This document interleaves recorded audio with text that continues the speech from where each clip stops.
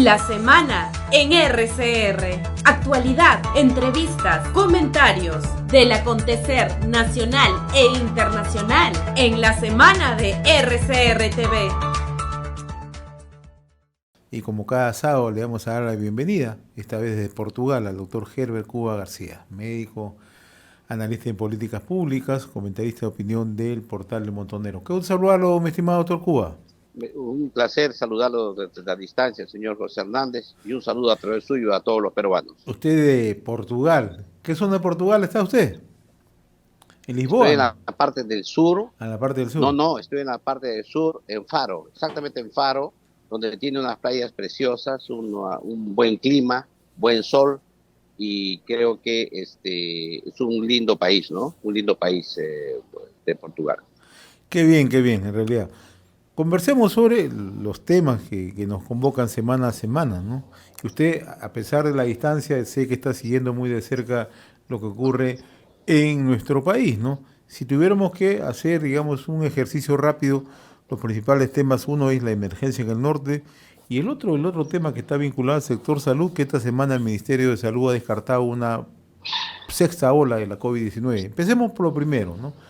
¿Cómo está mirando usted la emergencia en el norte en cuanto a acciones que realiza el gobierno, en cuanto a intervenciones del propio gobierno? Mire, creo que en primer lugar hay que tomar en cuenta que ya el gobierno se ha sentado, estamos en una nueva situación política y es un gobierno que tiene posibilidades de largo plazo. El tema ahora viene con las acciones concretas de gobierno.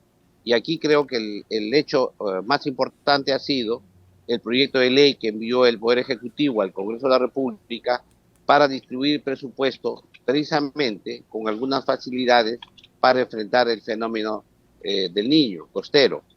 Por eso es que esta semana se ha aprobado en el Parlamento, después de un arduo debate, este proyecto de ley, y que ya debe ser ley en estos días, que le va a permitir al Poder Ejecutivo ya no tener excusas, y además le ha dado un salvavidas a los gobiernos regionales y locales para que puedan usar mientras llega su dinero el presupuesto que tienen a cuenta de que se les va a devolver con este dinero con este proyecto de ley o esta ley que se ha aprobado para la distribución presupuestaria.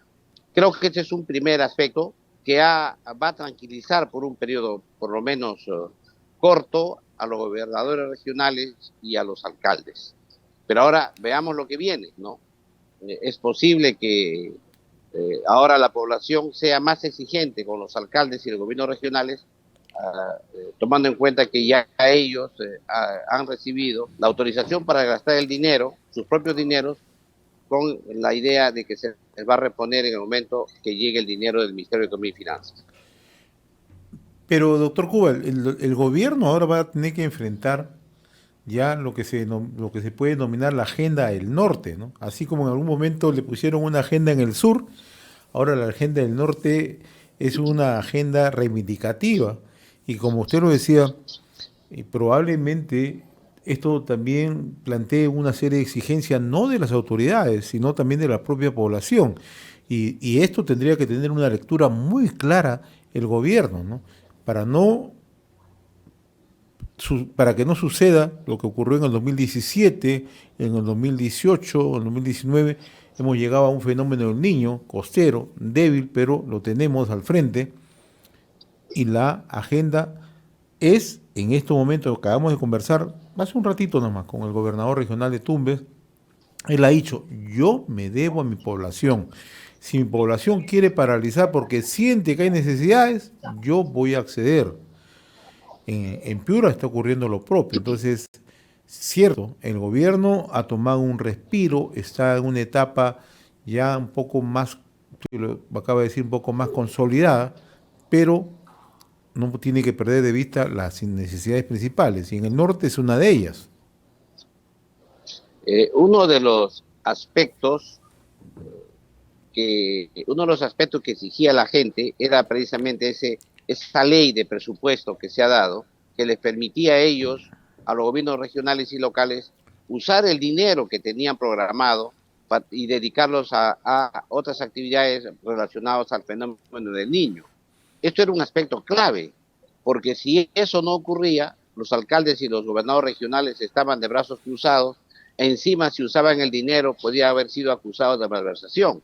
Ahora ya no, porque el gobierno, la ley se ha aprobado en el Congreso, un proyecto de ley del Ejecutivo, que ha tardado un poco en aprobarse, porque ha habido una serie de pedidos, una serie de pedidos de los propios congresistas que se incluyan para sus regiones, pero felizmente esto ya se aprobó, el Congreso ya dio ese paso y el Ejecutivo ahora sí tiene ese respiro que tiene dos vías. La primera es que los gobernadores regionales van a estar más tranquilos, van a tener que resolver los problemas inmediatos, pero el tema segundo, que la población va a tener que dar, como se dice, un pequeño respiro a sus propias autoridades, probablemente que se suspendan algunos paros ya programados para estas etapas con la finalidad de que los alcaldes y los gobernadores regionales y el gobierno nacional pueden implementar las medidas que se han planificado. Sin embargo, el dinero no es mucho, y este es un segundo tema. Es probable que se aprovechen algunos grupos radicales en exigir mayores objetivos de lo que buenamente se puede hacer con esas transferencias. Sin embargo, esta es una etapa muy importante y esperamos que, como usted lo ha dicho, el gobierno sepa leer el pulso de la calle y pueda dar otras medidas complementarias que no necesariamente están ligadas directamente a más presupuesto, sino a facilidades de gasto, facilidades para usar los dineros, etcétera, etcétera, con la finalidad que se logren los objetivos. Ahora, voy a otro tema que es su especialidad, el tema médico, ¿no? Antes de abordar su reciente columna, el despegue del sector privado de salud, me gustaría conocer una apreciación suya. Esta semana el Ministerio de Salud, el doctor Munayco, que es el director de enfermedades, y luego también la doctora Martínez, que es la directora de inmunizaciones, ellos han salido en una conferencia de prensa a explicar que no hay el riesgo de una sexta ola, ¿no? Lo que sí reconoce que hay un incremento de casos en Lima metropolitana de COVID-19, ¿no? Entonces, ¿usted cómo está viendo este tema? Mire, lo cierto es que hay un incremento de casos, eso es real. ¿Cómo se percibe el incremento de casos? Tiene que ver si es un nuevo brote, es una ola o es una parte final de la pandemia, etcétera. Estos temas son relativos en su apreciación, porque el concepto de ola no existe desde el punto de vista epidemiológico, médico, es más bien un concepto que acuñó la prensa en su momento. Lo que vemos ahora es la tendencia que hay en el Perú a que la pandemia COVID-19 se transforme en una endemia, es decir, en casos siempre latentes que ocurren o pequeños picos que puedan haber y bajadas como un serrucho, suba un poquito, baje otro poquito, suba otro poquito. Pero esto es importante y muy bien que el Ministerio de Salud haya alertado, porque la población no puede bajar la guardia. Y aquí no solamente tiene que ver con la idea de las medidas preventivas que ya todos conocemos, que sigue siendo la distancia física entre las personas, lavado de manos, ¿no? Ya todos conocemos, pero sino también que aquellos grupos de riesgo, sobre todo los mayores de 60 años, puedan todavía acudir a los centros de vacunación para recibir sus vacunas correspondientes. Y ahí hay sí un problema serio, ¿no? Ha habido una falta de adhesión de la población en la vacunación, ha habido algunos problemas del propio gobierno, sobre todo el gobierno anterior de Pedro Castillo, que generó una serie de problemas en la confianza de la población en la vacunación, como fue que en lugar de colocar dosis de 50 microgramos, se colocaron dosis de 100 microgramos, con graves afectaciones a algunas personas por los riesgos que esto tiene. Entonces, esto afectó la credibilidad de la vacuna y mucha gente siente temor en vacunarse y no cumplir con esta fase de vacunarse. Y esto es importante porque, como he expresado, la pandemia no ha terminado todavía. La pandemia va a terminar cuando la Organización Mundial de la Salud haga un análisis completo de la situación en el mundo y señale que como dé por finalizada la pandemia. Por lo tanto, la emergencia sanitaria continúa en el país, la emergencia sanitaria no ha concluido y la gente tiene que tomar las precauciones necesarias para evitar de que esos picos pequeños como un serrucho que ocurre permanentemente no se dispare y no haya una ola grande. Y yo, por eso es que creo que la conferencia de prensa que se ha dado en el Ministerio de Salud ha sido atinada. Me parece más bien que sí hubiese sido importante que asista a esto y realice esta conferencia la propia ministra de Salud, porque no solamente es cuestión de saber cómo vamos, sino qué medidas toma su sector para que esta ola adicional no ocurra. Y estas son medidas políticas y sociales y económicas que tiene que dar la más alta autoridad del Ministerio de Salud.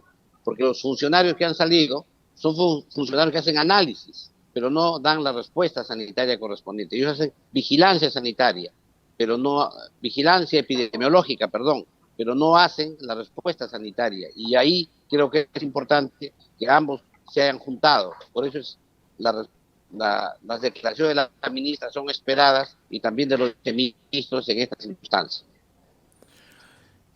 Ahora, el tema de la vacunación sí resulta importante, doctor Cuba, ¿no? Porque cuando uno empieza a tener una apreciación ya a nivel país, en muchas provincias, en muchas localidades del interior del país, solamente se han colocado 3 vacunas. La 4ª vacuna a muchos no les ha interesado, ¿no? Y naturalmente hemos estado en una situación bastante complicada, ¿no? En términos políticos, en términos de estabilidad, ¿no? Pero debería hacer el gobierno, creemos, una campaña mucho más intensa para que la gente logre completar el cronograma de vacunas, ¿no cree usted?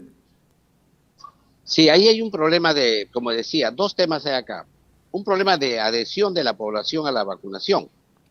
Y esto está ligado con la confianza que tiene la gente en sus autoridades.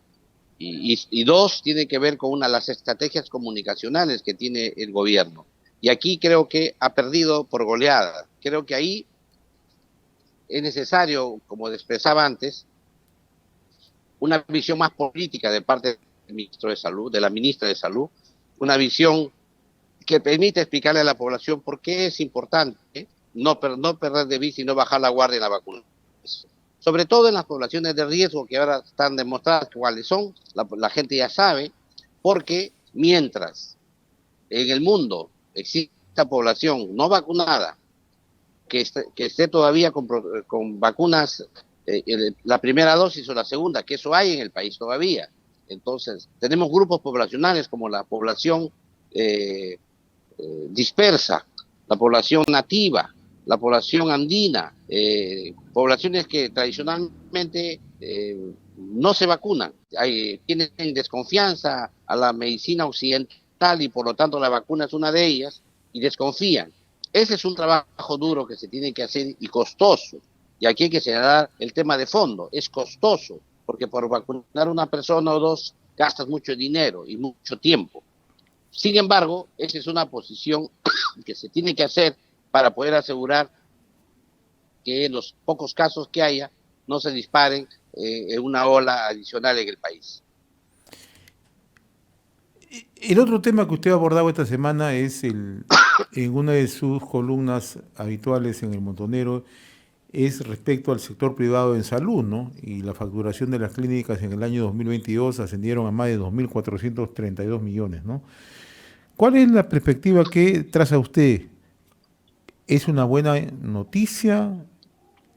¿Qué indicadores nos da esto? Yo creo,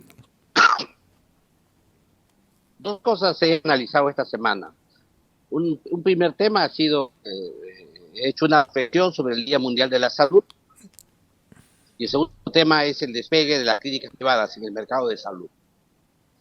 Vamos a empezar por el último que usted ha señalado. ¿Ya? En el caso del despegue de las clínicas en el salud es una buena noticia. Es una buena noticia porque han tenido un crecimiento importante a pesar de la crisis, a pesar de haber tenido un año difícil en 2020 debido a la pandemia. Hay que señalar que las clínicas fueron muy caras durante la pandemia, en el sentido que solamente se abocaron a lo que es COVID y en general las otras atenciones fueron desatendidas debido a que había una política de Estado decidida exclusivamente a que la gente se quede en sus casas y por lo tanto no acudían a los establecimientos de salud. Felizmente esa caída que hubo en el 2020 fue retomada el año 2021 y ahora en el 2022 ha habido un crecimiento muy bueno, excedentario de un 8%. Eso hace pues ver que el sector privado se está reconstituyendo y es obvio que esto contribuye enormemente a resolver los temas serios que tiene el país. Sin embargo, ¿qué es lo que es criticable? Que las normas que se han dado en el Perú son normas que todavía no reflejan el crecimiento de las clínicas. Es decir, en otras palabras, las clínicas han crecido a pesar de las malas leyes, a pesar del pésimo modelo que tiene el país de aseguramiento mercantilista. Es decir, las clínicas han sabido trabajar nichos de poblaciones que están descontentas con el modelo vigente que implementa el gobierno, que es el modelo del aseguramiento mercantilista, y salen y se afilian a las propias clínicas con unos fondos a las clínicas y ellos se protegen a unas clínicas de su confianza. Estos son los llamados sistemas prepagados, donde uno va y se afilia a una clínica y dice yo quiero que ustedes me atiendan y el paciente recurre a la clínica porque sabe que ahí lo van a atender ya en modo razonable, con precios muy razonables debido a que ya está afiliado a esa clínica. Esto es un primer tema. El segundo tema es que las clínicas también han ganado a través del copago, es decir, cuando van y se atienden a un seguro, ellos tienen que pagar algunos gastos adicionales y ahí ganan las clínicas. Sin embargo, eso no ha sido el mayor ha sido efectivamente el gasto de la población que se ha afiliado a estos fondos de las propias clínicas. Y por otro lado, el gasto de bolsillo. La gente saca su plata de su bolsillo, de su billetera y paga sus atenciones en el momento que necesita. Y esto es un tema muy bueno porque hace que la gente acuda a estos establecimientos y haya crecido el rubro. Pero si uno ve desde el punto de vista de la justicia, es muy malo, porque evidentemente no es adecuado dejar un tema de salud a los destinos económicos de una familia solamente. Son riesgos que deben ser diluidos socialmente a través de más de temas como la seguridad social o algún tipo de seguro privado que hace que esto sea más consistente y predecible en el tiempo. Sin embargo, la noticia aquí es importante, es que lejos de esperar ayuda del gobierno o que el modelo se mejore o que estas leyes que ha habido favorezcan el desarrollo de estas empresas, ellas han creado mecanismos especiales, innovadores y han tenido un crecimiento adecuado. Esta es una buena noticia y creo que debería llevar a que el gobierno modifique estas malas leyes, corrijan las malas leyes o las derogue y cree nuevas que pueden fortalecer el crecimiento del sector salud, no solamente del sector privado, sino también del público.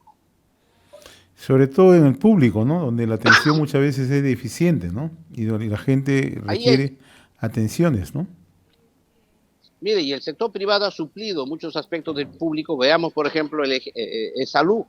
El salud en el año de 2020 cayó a 376.000 atenciones, en 2021 subió 800.000, el 2022 ha terminado en 1.500.000 atenciones, y en el 2019 tenía 1.900.000.